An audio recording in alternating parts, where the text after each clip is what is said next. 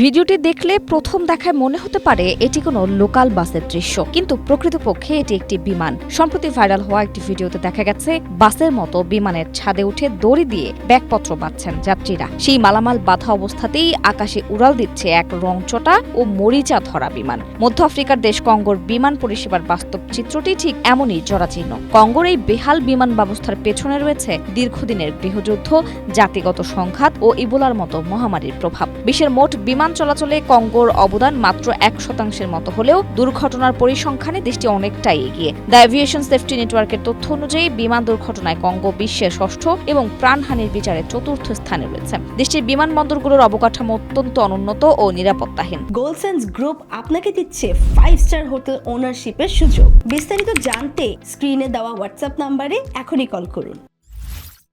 Luggage পরীক্ষার সঠিক ব্যবস্থা না থাকায় বিমানে ছাগল ভেড়া নিয়ে যাত্রীদের ভ্রমণের দৃশ্য সেখানে দেখা যায়। বারংবার দুর্ঘটনা ও পরিকাঠামোগত ত্রুটির কারণে কঙ্গো এয়ারওয়েজ এর উড়ান বর্তমানে পুরোপুরি বন্ধ। তবে পরিস্থিতি সামাল দিতে এয়ার কঙ্গো নামে একটি নতুন সংস্থা অভ্যন্তরীণ রুটে 2টি বিমান চালু করেছে, যদিও সেগুলোর অবস্থাও খুব একটা সুবিধাজনক নয়।